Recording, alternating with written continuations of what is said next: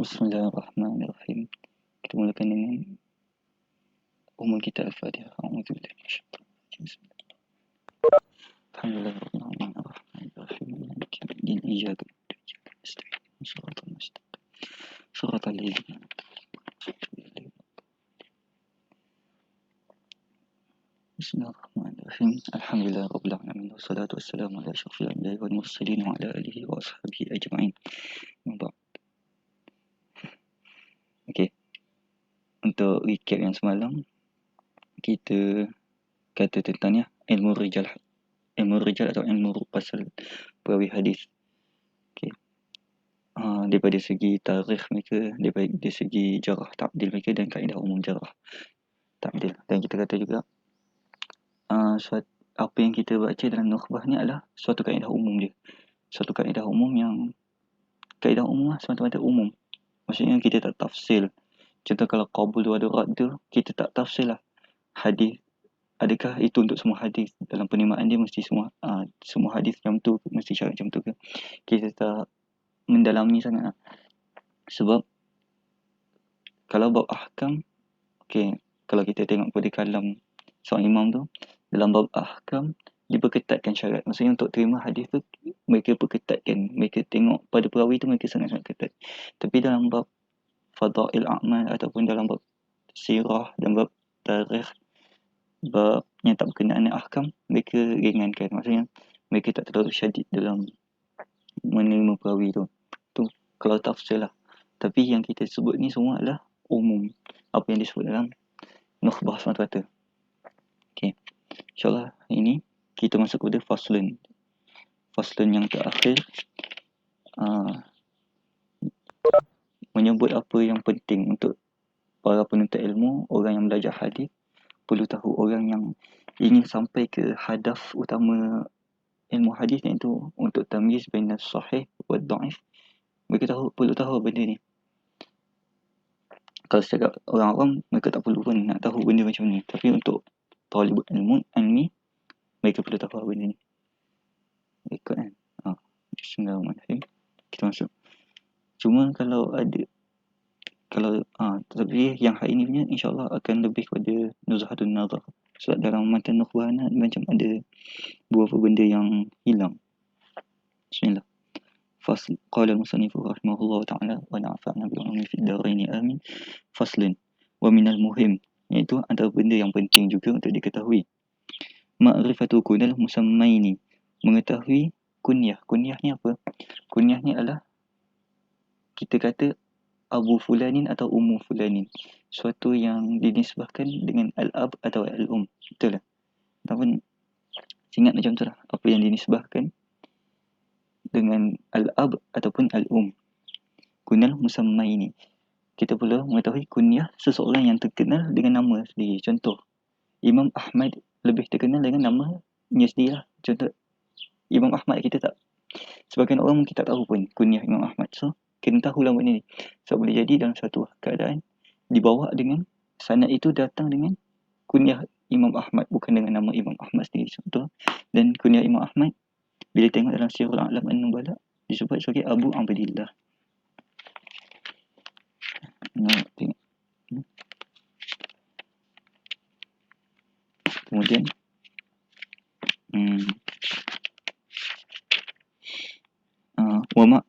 wa asma'il mukannaini, dan makrifah, mengetahui nama-nama orang yang terkenal dengan kunyah pula. Contoh dia Abu Hurairah, terkenal dengan kunyah, tapi nama sebenar dia apa? Nama sebenar dia Abdul Rahman bin Sakh. Dan yang lain lah, imam-imam yang lain yang lebih terkenal, contoh Ibnu Umar, Ibnu Mas'ud, apa yang lebih bawah dia, Abu Dawud, apa nama sebenar Imam Abu Dawud dan sebagainya. Waman ismuhu kunyatuhu, dan siapa yang nama dia adalah kunyah dia juga. Seperti Al-Qasim, kunyahnya adalah Abul Qasim. Wahum qalin, yang ni sedikit lah. Waman ikhtulifa fi kunyatihi, dan apa yang ada khilaf pada kunyah dia. Maksudnya, kita tengok dulu. Waman kathurat kunahu, dan siapa yang banyak kunyah dia. Apa beza dia? Apa yang beza ikhtilaf kunyah? Apa beza kathrah kunyah? Okay, ikhtilaf kunyah maksudnya berbeza maksudnya di sisi A, okay, contoh Muhammad, si Fulan. Di sisi A, si Fulan cumalah Abu Muhammad. Maksudnya dia tak ada kunyah lain selain Abu Muhammad. Tapi di sisi B, Fulan adalah Abu Abdillah. Maksudnya A memanggil si Fulan dengan kunyah lain, B memanggil si Fulan dengan kunyah lain, dan mereka menafikan kunyah selain itu. Maksudnya A tak panggil, A kata si Fulan bukanlah Abu Abdillah, sedangkan B kata B kata pula si Fulan bukanlah Abu Muhammad. Maksudnya mereka berbeza, kat sini berbeza. Adapun kalau man kathurat kunahu ialah contoh Ibnu Jurash, dia lah Abul Walid dan dia lah Abu Khalid. Dia ada khilaf kat situ. So yang semua orang terima bahawa Ibnu Jurash memang dua-dua adalah kunyah dia. Okey, itu adalah kathurat kunahu, yang banyak kunyah. Au nu'utuhu yang dimaksudkan wa alqabuhu, maksudnya dia punya ni alqab, dia punya gelaran. Mungkin dia sekali al-Quyyad, nanti kita tengok Ma'rifatul Alqab. Kita panggil dia dalam satu masa yang sama ialah Al-A'mash dan tak pasti Ana tak tahu contoh dia. Contoh dia lah tukang kayu, dia lah tukang kasut, kita panggil dia. Kathurat. Wa man wafaqat kunyatuhu isma abihi, siapa yang kunyah dia sama dengan nama ayah dia. Contoh dia Abu Ishaq. Abu Ishaq ialah kunyah dia. Nama dia Ibrahim bin Ishaq. Nama dia sendiri adalah Ibrahim. Kunyah dia Abu Ishaq. Nama ayah dia Ishaq. So, supaya tak iltibas lah. Maksudnya, kita tak menyangka dua orang yang lain bila kata Abu Ishaq ataupun Ibnu Ishaq. Contoh, haddathani Ibnu Ishaq. Riwayat yang lain kata haddathani Abu Ishaq. So, kita tak katakan dua orang yang berbeza sebab kita tahu dia lah Abu Ishaq dan dia lah Ibnu Ishaq. Boleh faham? Pening tak? Okay. Au bil aks. Maksudnya bil aks ialah kunyah dia sama dengan kunyah ayah dia adalah sama dengan nama dia. Contoh, nama dia Ishaq. Nama dia Ishaq. Ayah dia pula, kunyah ayah dia adalah Abu Ishaq. So, dia sendiri adalah Ishaq bin Abi Ishaq lah. Memang benda ni penting lah. Ka Ishaq bin Abi Ishaq As-Sabi'i.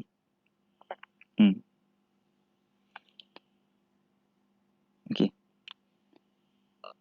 Boleh faham lah. Kalau tak faham tanya je. Au kunyatuhu kunyata zawjatihi.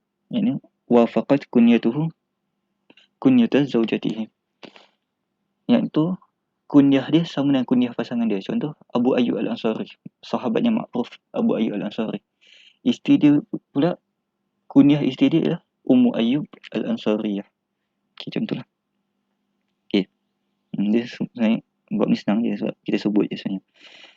Wa man nusiba ila ghairi abihi, dan siapa yang dinasabkan, bukan dinisbahkan. Nisbah dan nasab bagian benda lain lah.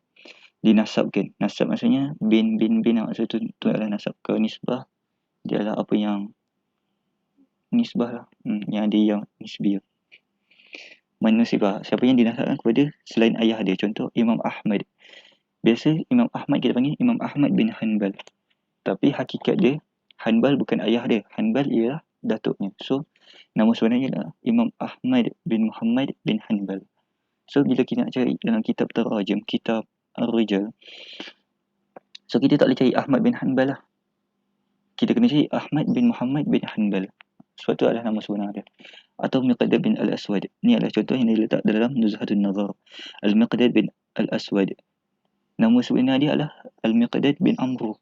Kenapa dinisbahkan kepada Al-Aswad? Sebab dia adalah anak angkat kepada Al-Aswad. Li'annahu tabannahu. Kerana Al-Aswad mengambilnya sebagai anak angkat. Tapi nama sebenar dia adalah Al-Miqdad bin Amru. Au ila ummihi, ataupun dia nasabkan kepada ibunya.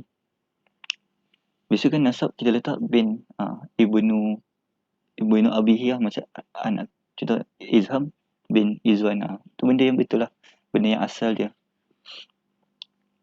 kan. Tapi ini jikalau dinasabkan kepada ibunya, seperti Ibnu Ulayyah. Nama sunan dia apa? Ismail bin Ibrahim. Sebab kita panggil Ibnu Ibrahim lah kan. Tapi tak. Ini adalah antara orang-orang yang dinasabkan kepada ibunya. Akan tapi, ni kalau nak tengok sebenarnya tengok Nuzhatun Nazar saja. Ahadus Thiqat, iaitu Ibu Ismail bin Ibrahim, iaitu Ibnu Ulayyah ni thiqah lah. Ulayyah ismu ummihi. Ulayyah tu adalah nama ibunya. Dia terkenal dengannya, akan tetapi dia tak suka dipanggil sedemikian. Kerana itu Asy-Syafi'i bila meriwayatkan hadis daripada Ibnu Ulayyah, dia kata anba'ana Ismailu, telah beritakan kepada kami Ismail allazi yuqalu lahu Ibnu Ulayyah, yang digelar sebagai Ibnu Ulayyah, yang dipanggil sebagai Ibnu Ulayyah. Dia sebenarnya dia sendiri tak sukalah dipanggil sebagai Ibnu Ulayyah. Tapi itu apa yang makruf di sisi muhaddithin lah. Okey. Au ila ghairi ma yasbiqu ila al-fahmi, atau dinisbahkan kepada sesuatu yang bertentangan dengan apa yang kita fahaman asal. Maksudnya, bila kita sebut Al-Hadza, contoh Khalid Al-Hadza. Al-Hadza asalnya, pada Al-Hadza, bila kita dengar Al-Hadza je kita akan fikir, oh dia ni adalah tukang kasut. Dia dengan T pun dah terbalik. Tukang kasut tu pada asalnya, maksudnya bila kita dengar je perkataan Al-Hadza, kita akan kata dia adalah tukang kasut. Akan tapi dalam certain keadaan, nisbah tak diberikan macam tu. Contoh Al-Hadza, Khalid Al-Hadza, dia dinisbahkan kepada Al-Hadza disebabkan dia pernah mujalasah dengan mereka. Dia pernah duduk bersama beberapa orang tukang kasut, lalu dinisbahkan. So Al-Hadza di situ bukan, dia khilaf alal khilaf ma yasbiqu ala zihnina. Dia khilaf dengan apa yang datang kepada akal kita, yang datang kepada pemikiran kita pada awal dia. So benda macam ni kita kena tengok pada tarajum para ulama, kenapa dipanggil. Contoh Al-Bukhari, kenapa dinisbahkan kepada Bukhara. Al-Ju'fi, kenapa dinisbahkan kepada Ju'fi. Semua benda tu kita akan tengok. Benda cuma kalau nak tafsil, kalau nak tahu kenapa imam tu dipanggil dengan tu, imam ni kenapa dipanggil dengan ni, semua tu kena tengok kepada kitab tarajum para ulama lah. Okey. Wa man ittafaqa ismuhu wa ismu abihi wa jaddihi. Siapa yang namanya sendiri sama dengan nama ayahnya dan sama dengan atuknya, seperti Al-Hasan, nama dia sendiri Ibn Al-Hasan, nama ayah dia Ibn Al-Hasan, nama datuk dia. Tiga-tiga adalah Al-Hasan ataupun lebih. Jadi kalau ada yang lagi, tak apa. Ini contoh yang 3 je. Bin Ali bin Abi Talib radhiyallahu anhu ajma'in. Okey. Kemudian awis wasmu syaikhihi, awit tafaqa ismu rawi wasmu syaikhihi wa syaikhi syaikhihi fasa'idan, ataupun nama dia sama dengan nama syekh dia dan sama dengan nama syekhul syekh. So 3 orang betul-betul. Contoh kita kata Imran wan Imran an Imran, Imran daripada Imran. So supaya kita ni okey, contoh untuk Imran tu, Imran pertama itu adalah yang dikenali sebagai Al-Qasir. Imran yang kedua, maksudnya syekh pada Imran ialah Abu Raja Al-Ataridi. Tak pasti nak sebut macam ni. Dan yang ketiga pula adalah Syekhul Syekh ialah Ibnu Husain As-Sahabi. Itulah dia ada contoh Sulaiman daripada Sulaiman dan yang lain-lain lah. Okay. Kemudian Bamani tafaqasmu syaikhi wa rawi anhu. Okay. Dan siapa yang nama syekh dia sama dengan nama anak murid dia, lebih macam itulah, mudah dia nak kata. Kita sebenarnya tak panggil anak murid, tapi ni untuk mudah faham je. Sebenarnya kita tak panggil anak murid, kita panggil sebab boleh jadi seorang tu ambil hadis, dia bukanlah anak murid. Sebab istilah yang sebenarnya adalah ar-rawi alladhi ya'khudhul hadis minhu, orang yang perawi yang mengambil hadis daripada dia. Kita tak panggil anak murid lah. Contoh, seorang tu datang sekali je, dia tak jadi anak murid tapi dia ambil hadis, boleh je. Tapi untuk mudah faham, ana sebut sebagai anak murid je lah. Seperti apa? Okey, seperti Imam Bukhari, dia ada riwayat daripada Muslim, tapi Muslim syekh dia bukanlah Muslim anak murid dia. Okey. Syekh dia itu Apabila Al-Bukhari riwayat daripada Muslim, siapakah Muslim itu? Maka syekh dia itu adalah Muslim bin Ibrahim Al-Farahidi Al-Basri. Adapun Muslim anak murid kepada Imam Bukhari itu adalah Muslim bin Al-Hajjaj Al-Qushairi Sahibus Sahih. So benda ni penting lah supaya kita tak tertukar antara dua. Contoh kita baca Al-Bukhari haddatsana Muslim. Tiba kita kata Muslim bin Al-Hajjaj Sahibus Sahih. Taklah, maksudnya guru Imam Bukhari yang bernama Muslim tu orang yang berbeza lah, iaitu Muslim bin Ibrahim. Mungkin ada setengah cuma tak tahu lah. So benda ni kita bincang secara umum je kan. So kita pun kata ada Ruwayatul Akabir An-Asari. Okay. Kemudian keduanya orang yang berbeza. Okay. Wa ma'rifatul asma'il mujarradah, dan mengetahui asma' mujarradah, iaitu apa yang dimaksudkan asma' mujarradah? Nama semata-mata. Iaitu mujarradah anil alqab wal kunyah, tanpa disebutkan kunyahnya, tanpa disebutkan alqabnya. Contoh Imam Ahmad bin Muhammad bin Hanbal, tak disebutkan Abu Abdillah, tak disebutkan laqab dia. So macam mana nak tahu benda ni? Okey, kat sini benda yang penting sebab apa? So kat sini ana tafsil, hatta sebenarnya dalam nazhab pun ditafsirkan lah. Sebab kat sini kita perlu tahu kitab-kitab yang ditulis mengumpulkan nama-nama para perawi ini. Okey. So ianya benda ni depend kepada para pengarang sendirilah. Imam tu dia nak tulis ikut manhaj dia sendiri. Apa manhaj dia? Contoh-contoh manhaj dia. Yang pertama sekali, dia kumpulkan je nama perawi yang dia tahu, yang dia ada, tanpa sebarang syarat. Dia tak syaratkan thiqah, dia tak syaratkan da'if, dia tak syaratkan pula yang wujud dalam kitab-kitab tertentu. So dia just kumpulkan semata-mata. Contoh dia At-Tarikh Al-Kabir oleh Imam Al-Bukhari. Okay. Selain tu, yang kedua ada pula yang mengumpulkan nama perawi yang thiqah saja. Contoh Al-Thiqat oleh Ibn Hibban. Okay, cuma tak nak tafsir lah sebab Ibn Hibban dikira sebagai orang yang bermudah-mudah dalam mentakdilnya. Cuma tu tak apalah, tu benda yang mendalam lah, tak perlu bincang kat sini. Ada juga para pengarang yang mengumpulkan perawi yang dhaif semata-mata. Contoh Al-Majruhin. Al-Majruhin oleh Ibn Hibban. Al-Majruhin oleh Ibn Hibban. Ataupun yang paling besar, Al-Kamil fi Du'afa ke Al-Uqaili ke? Tak apalah. Al-Kamil fi Du'afa oleh Ibn Adi. Biasanya ni yang paling besar mengumpulkan nama-nama perawi dhaif. Okey, ada juga yang dia kitab-kitab tertentu je. Dia keluarkan perawi-perawi daripada kitab-kitab tertentu. Contoh dia. Okey, yang ni yang paling terkenal. Al-Kamal fi Asma'ir Rijal oleh Abdul Ghani Al-Maqdisi. Dia cuma ambil perawi-perawi yang ada dalam kitab ni adalah cuma perawi hadis Kutubus Sittah. Kutubus Sittah tahu kan? Sahih Bukhari, Sahih Muslim, Jami' Tirmizi, Sunan Abi Daud, Sunan Nasa'i. Sunan Nasa'i ni Al-Mujtaba, dan Sunan Ibn Majah. Walaupun Kutub Sittah ni dia perbahasan lah kenapa Kutub Sittah, sebab sebelum tu ada Kutub Khamsah. Tak apalah, itu pun bukan tempatnya kat sini. Okey, so maksudnya kalau hadis tu kita jumpa dalam riwayat, contoh Musannaf Abdul Razzaq ataupun Muwatta Malik, so kalau nama perawi tu memang ada dalam Kutub Sittah tak apa. Contoh nama perawi tu salah dalam Kutub Sittah nama perawi tu memang tak ada, so takkan ada dalam Al-Kamal. Begitulah sebab apa, Abdul Ghani Al-Maqdisi dia punya manhaj ialah dia keluarkan, dia cuma ambil nama perawi yang ada dalam Kutub Sittah je. So tu manhaj dia lah. Kalau nak tengok yang lebih besar, kena tengok yang kitab yang lebih besar lah. Contoh Ibn Abi Hatim dalam Al-Jarh wa Ta'dil ke, kitab yang besar lah, mengumpulkan semua perawi.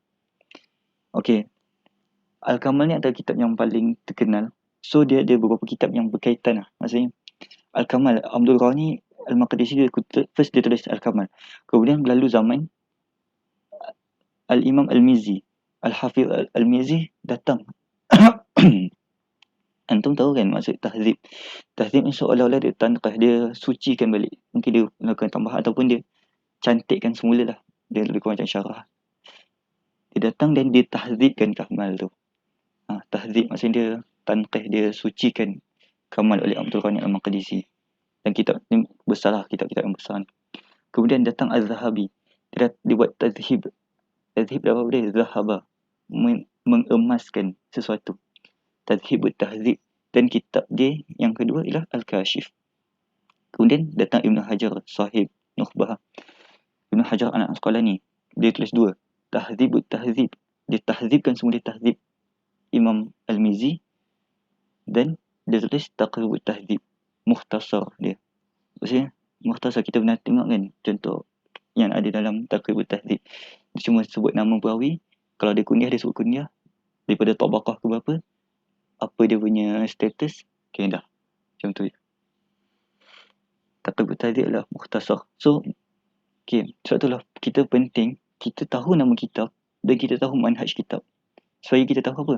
So kita tahu mazinah. Mazinah maksudnya daerah untuk kita cari sesuatu tu, kita tahu kat mana kita nak cari benda tu. Tu yang penting, kita tahu manhaj kitab. Contoh kitab ni ditulis untuk apa? Kitab ni ditulis untuk apa? Kitab ni mengumpulkan apa? Apakah manhaj dalam penulisan ni? Okay. Nanti kita tengok kenapa lagi satu sebelum nak terangkan yang tu.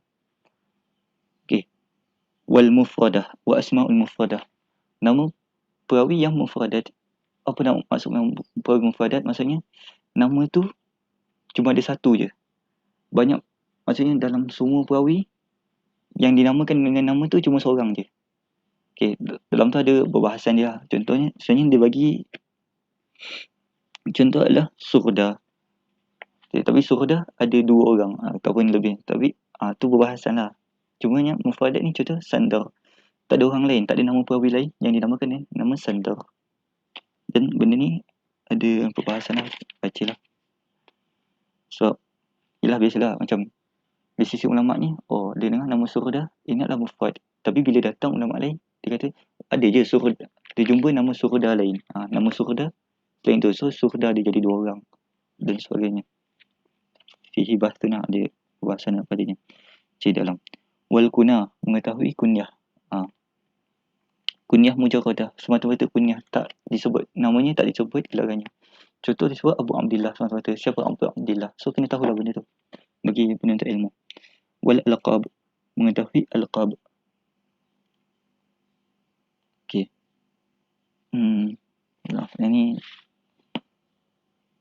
Yang ni wal ansab. Okay, yang laqab tu kejap. Wal ansab dan nisbah. Okey, ni nisbah. Okey. Contoh waqad taqa'u ila al-qabail. Boleh jadi nisbah itu dinisbahkan kepada kabilah. Contoh Al-Qurashi. Nisbah kepada kabilah Quraisy. Ataupun At-Taimi, Al-Asadi dan sebagainya. Al-Azdi dan sebagainya. Okey. Wal autan, ataupun dinisbahkan kepada al-autan ni, dia lebih kalau kat sini kita umumkan dia tempat lah, dinisbahkan kepada tempat, sama ada bilad, sama ada negara, atau siaran, mazra'ah, kebun rasanya, atau sikakan, lorong-lorong, turuk, atau mujawaratan, tempat yang bersebelahan. Contohnya yang ni paling biasalah Al-Maki ataupun Al-Bukhari, dinisbahkan kepada tempat Bukhara. Wa ila sana'i, dinisbahkan kepada perbuatan-perbuatan dia, perlakuan-perlakuan dia sebagai al-khuyat. Khuyat orang yang menjahit, penjahit. Ataupun tadi kita kata al-hadza, as-sana'i dia. Wal hiraf, seperti bazaz. Bazaz ni cek balik, tak silap peniaga apa tu? Peniaga kain. Tak ingat. Dinisbahkan kepada pekerjaan. Wa yaqa'u fiha al-ittifaq wal ishtibah kal asma'. Begitu juga pada nisbah ni, pada ansab, pada alqab dan pada guna ni pun boleh ada ittifaq, ishtibah, seperti asma' yang mana kita dah belajar tu lah. At-tashabuh pada asma', al-ittifaq, al-muttafiq wal-muftariq, al-mukhtalif wal-mukhtalif. Seperti bazaz dan bazar. Kan kalau orang tak perasan kan, kalau tulis pada mutaqaddimi kan tak ada baris. Bazaz dan bazar sama je tulisan dia. Macam tu lah. Wa qad taqa'u al-alqaban. Boleh jadi al-ansab tu juga, nisbah itu adalah laqab. Kal Khalid bin Makhlad al-Qatwani kana kufiyan wa yulaqab bil Qatwani. Dia Al-Qatwani nisbah kan, tak pasti Qatwan. Qatwan ni apa, nama tempat ke, tak pasti. Dan begitu juga dia dilaqabkan dia adalah Al-Qatwani juga. Maksudnya dia nisbah dia Al-Qatwani dan laqab dia pun Al-Qatwani. Biasanya Al-Qatwani adalah nisbah, nama tak pasti. Wa asbab bidzalik. Dan kenapa dilaqabkan atau dinisbahkan benda tu. Okey, ni yang nak tulis tu. Benda ni penting lah. Kenapa? Macam Al-Hazzaq tadi, kenapa dia dinisbahkan kepada Al-Hazzaq sedangkan dia bukan tukang kasut? Okey. Contoh Al-Ghazali pun orang bincang kenapa dia panggil Al-Ghazali. Okey. Contoh Muawiyah Ad-Dal. Muawiyah Ad-Dal, Dal apa maksud dia? Sesat. Sesat. Kenapa dipanggil sesat? Adakah dia sesat daripada Islam? Okey. Tadi lah. Digelar sedemikian kerana dia tersesat di jalan Mekah. Disebabkan dia tersesat di jalan Mekah, orang panggil dia Ad-Dal. Orang panggil dia sebagai orang yang tersesat. So kita kena tahulah kenapa digelar sedemikian. Sebab boleh jadi benda tu bukan apa yang datang kepada, contoh kita dengar Ad-Dal, apa yang datang kepada minda kita, kita akan katakan dia adalah orang yang sesat. Sebenarnya bukan sedemikian. Dia digelarkan Ad-Dal kerana dia tersesat di jalanan. Begitulah pentingnya untuk kita mengetahui sebab-sebab nisbah dan sebab-sebab laqab. Okey. Wa ma'rifatul mawali min al-a'la wal asfal bil riqi aw bil hilaf aw bil Islam. Begitu juga kita mesti mengetahui mawali al-wala. Ni bagi mereka yang belajar fiqh penting lah, al-wala. Kerana anak pun tak faham sangat. Anak tak erti sangat. Al-wala min al-a'la, daripada orang yang atas. Tuan lah. Kalau kita tengok al-wala daripada segi perhambaan, al-a'la, sebab dia dua dipanggil maula. Yang atas dipanggil maula, yang bawah pun dipanggil maula. Orang yang dibebaskan, orang yang membebaskan iaitu tuan pun dipanggil maula. Orang yang dibebaskan pun dipanggil maula. Contoh Bilal maula Abi Bakrin. Contohlah Abu Bakar maula Bilal. Al-a'la ialah tuan, al-asfal ialah hamba. Antara sebab-sebab wala birriqi atau bil hilafi atau bil Islam. Berhambaan. Seorang hamba membebaskan hambanya. Seorang tuan membebaskan hambanya, maka hambanya dinisbahkan kepada kabilah tuan dia. Boleh cari mana-mana contoh. Tak cari contoh kat sini. Ataupun mengambil perjanjian, sumpah. Al-hilaf, mengambil perjanjian rasanya lebih tepat. Hilaf ni anak tak pasti sangat. Ni adalah benda-benda zaman dulu. Yuhalifuna halafa yuhalifuna billah. Yuhalifuna. Seorang datang kepada kabilah Taim dan dia ambil sumpah mereka, dia ambil perjanjian dengan mereka. Lalu orang tu dipanggil At-Taimi, dinisbahkan kepada Bani Taim. Okey, masuk Islam ni ada contoh lah. Seseorang itu masuk Islam di tangan seorang Ju'fi, maka dinisbahkan kepada Al-Ju'fi. Contoh yang paling terkenal ialah Imam Bukhari. Imam Bukhari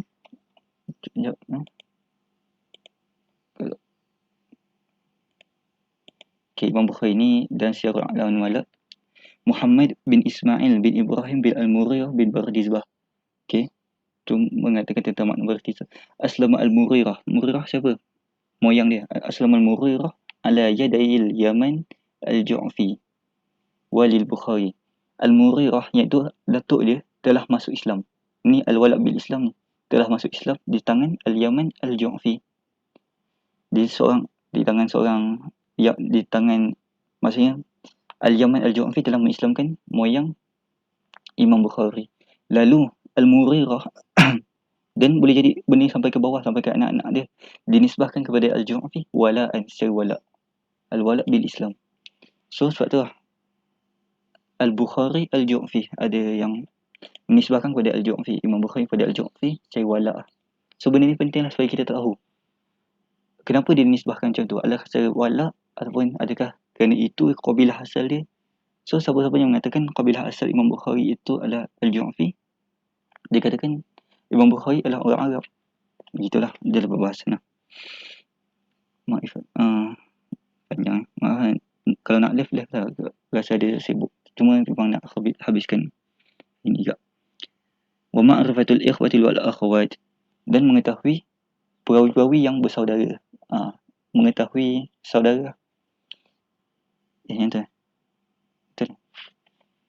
mengetahui saudara-saudara. Contoh Malik bin Dinar, saudara dia maksudnya adik-beradik dia Amr bin Dinar, Abdullah bin Dinar, semuanya ada adik-beradik.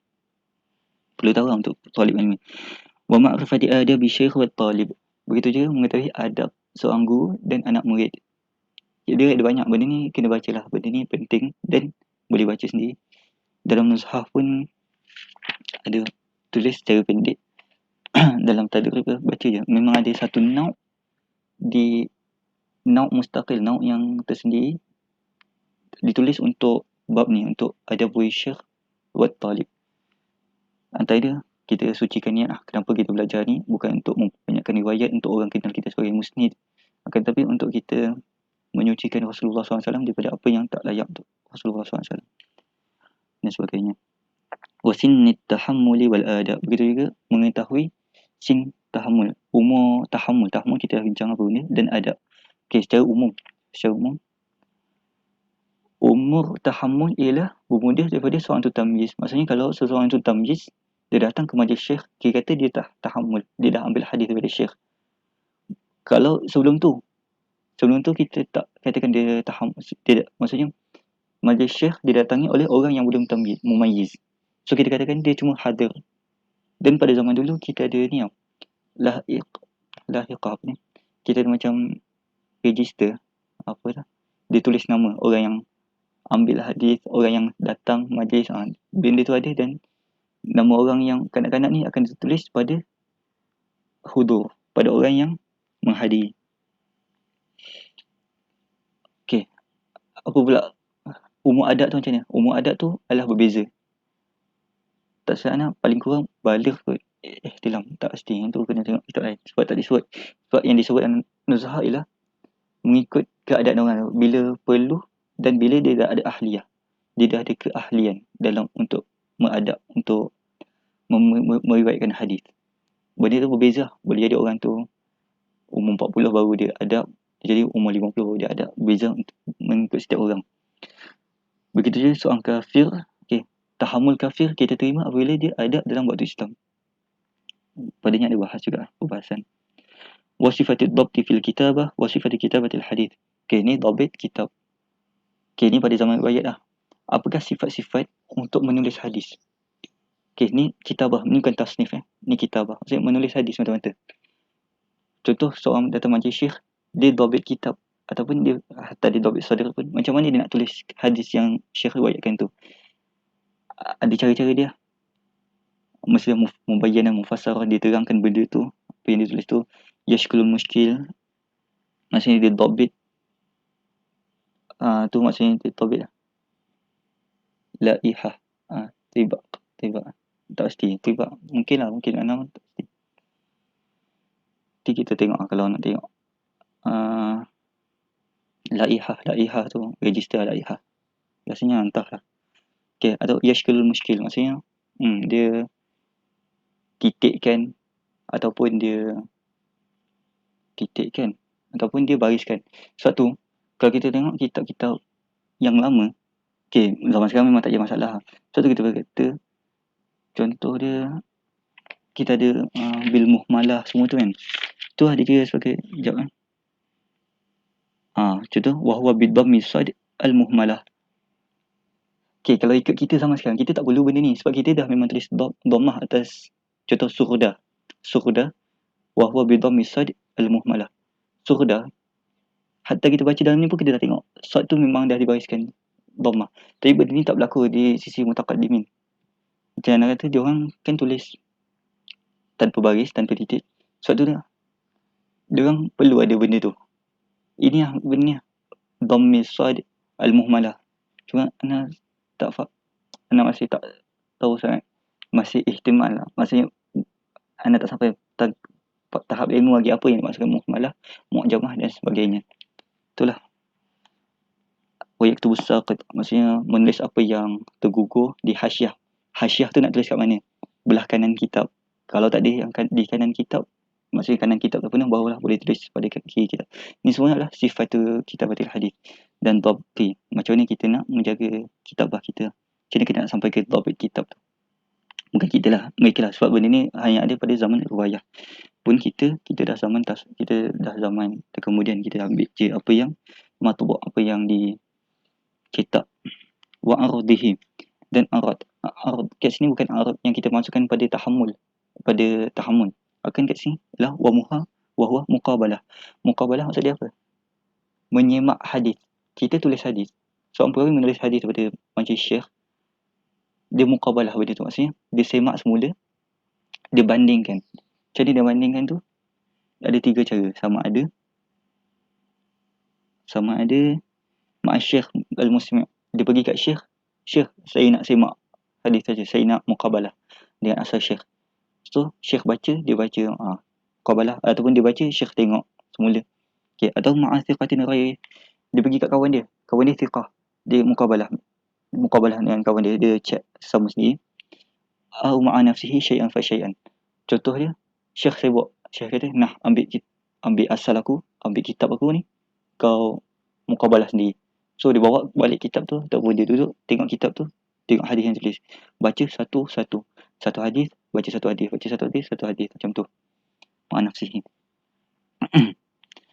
Wa sama'ihi, maksudnya sifat sama', sifat seorang perawi bila dia mendengar hadis, dia ada sifat yang perlu sifat-sifat dia, iaitu contohnya dia tidak yatasyaghal, dia tidak sibukkan diri dengan benda lain.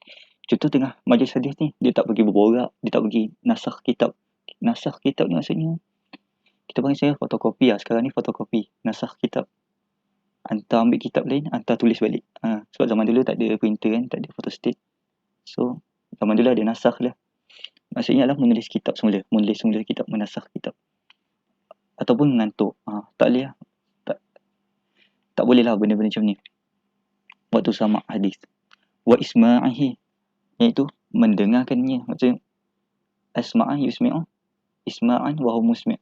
Syekh musmi'ah, syekh yang membacakan hadis tu, apa sifat yang dia perlu ada ketika membacakan hadis tu. Antaranya ialah isma', membacakan hadis, dia bacakan itu daripada asal yang ditulis. Daripada kita ada macam ni dalam dhabtul kitab. Seseorang tu bila nak kata dhabtul kitab, dia mesti tulis, dia semak, dia jaga sampailah waktu dia adab. Okey, dia nak kata dia bacakan hadis tu daripada asal yang ditulis, yang mana asal tu tak ada perubahan daripada apa yang ditulis waktu dia belajar dulu. Yang terjagalah. Wa rihlah fihi, dan rihlah pada menuntut ilmu, mengembara dalam menuntut ilmu. Hendaklah seseorang itu mengambil hadis daripada syekh di negara dia dulu. Maksudnya dia ambil ilmu tu daripada syekh di negara dia dulu, barulah dia pergi ke negara yang lain. Dan mestilah dia mementingkan riwayat, lebih mementingkan apa yang didengari, hadis yang didengari, daripada hanya semata-mata nak banyakkan guru. Okey. Benda tu sama je macam kita. Kalau kita boleh untuk belajar, tak, ni zaman riwayat je. Adapun zaman sekarang ni boleh juga kita nak memperbanyakkan rihlah menuntut ilmu kalau perlu. Tapi ikutlah, belajar kat Malaysia pun okey je kan. Izham boleh je jadi faqih, belajar kat Malaysia, tak masalah pun. Belajar pondok semua, tak masalah pun, tak perlu rihlah pergi Morocco ke, pergi Mesir ke. Benda tu ziyadah lah. Tapi ada je faqih kat Malaysia, belajar di Malaysia jadi faqih, jadi seorang yang faham. Au tasnifi, iaitu sifat tasnif. Okey, yang ni kita baru nak masuk tasnif. Tadi kitabah tu kita kata penulisan hadis zaman riwayah. Tasnif ni ialah pembukuan, kita boleh kata pembukuan hadis. Imma alal masanid, sama ada okey, ni manhaj dalam menulis lah. Manhaj menulis sama ada di atas manhaj masanid, wal abwab, di atas abwab. Okey, kita tengok nanti. Awil ilali, ataupun di manhaj ilal, atau awil atrafi, manhaj atraf. Okey, kita terangkan satu. Masanid, suatu kitab yang disebut sebagai al-musnad. Apa yang dimaksudkan dengan al-musnad? Itu kitab hadis. Manhaj penulisan dia adalah disusun mengikut nama para sahabat. Contoh, Musnad Imam Ahmad. Kalau antum buka Musnad Imam Ahmad, bab pertama bukan Badul Wahyi, bukan bab al-iman. Tak, dia adalah bab pertama ialah Musnad Abu Bakar. Dia kalau pecahkan sebenarnya tak cakap al-ashra. First kali adalah 10 orang kita apa 10 orang yang dijamin syurga. Yang pertama sekali Al-Musnad Abu Bakr. So, dalam Musnad Abu Bakr tu dikumpulkan semua hadis yang diriwayatkan oleh Abu Bakar. So maksudnya dia tak susun pun. Okay, ni bab taharah, ni bab makan ke apa semua dia tak susun. Dia cuma susun, okay, ini adalah semua hadis daripada Abu Hurairah, daripada Nabi Muhammad SAW. Okay, tu adalah al-masadid. Ataupun abwab fiqhiyah, mengikut abwab fiqhiyah atau ghairiha. Mustadrakat, seperti mustadrakat wal mustakhrajat wal ma'ajim wal i'tizab. Ni kita yang ambil yang basic. Mengikut bab fiqh. Ini yang biasa kita baca. Contoh al-jami'. Al-jami' ialah mengumpulkan maksudnya dia ikut bab yang pertama, bab taharah. Ataupun kitab taharah, kitab salah dan sebagainya. Dia ikut nama bab. Yang pertama sekali, dia ada beberapa jenis. Yang pertama sekali al-jami', mengumpulkan hampir semua bab-bab ilmu yang 8. Iaitu aqaid, ilmu aqidah, al-ahkam, ilmu ahkam, macam fiqhiyah, al-adab, az-zuhd wal raqaiq, ni bab macam tasawuf. Kitab tafsir al-Quran, tarikh, maksudnya tarikh, sejarah, manaqib wal mathalib. Manaqib wal mathalib, ana di sini. Manaqib mathalib ada beza. Sekejap.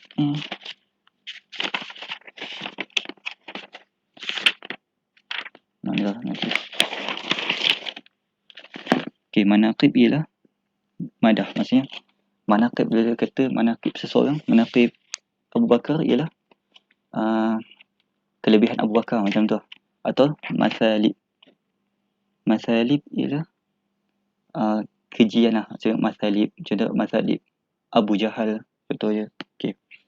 Dan kitab Al-Fitan. Al-Fitan ialah mengenai hadis akhir zaman lah. Contoh Sahih Al-Bukhari dan Sahih Muslim. Adapun pada At-Tirmizi, sebahagian mengatakan Sunan. Sunan At-Tirmizi, sebahagian mengatakan Jami' At-Tirmizi. Sebab apa? Sebab ada bab yang bukan bab fiqhiyah. Maksudnya dia tak semata-mata bab fiqhiyah, ada tambahan yang bukan bab fiqhiyah. Yang mengatakan Sunan, dikatakan sebab bab-bab tambahan ni sedikit sangat. So kita masih mengekalkan nama Sunan. Tapi yang mengambil Jami', so dikatakan dia tambah ada bab yang bukan bab fiqhiyah. So tapi kat sini anak lebih panggil pada Jami' At-Tirmizi lah. Sahih Muslim, sebenarnya nama dia Al-Jami' As-Sahih dan dia mempanjang. Begitu juga Muslim. Sunan.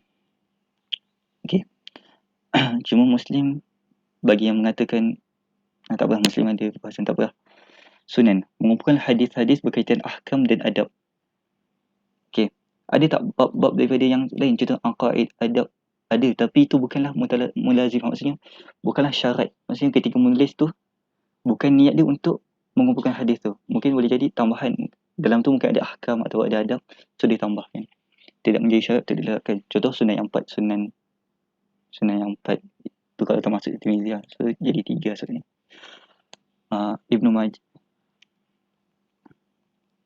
Ibnu Majah, An-Nasai, Abu Daud. Okay.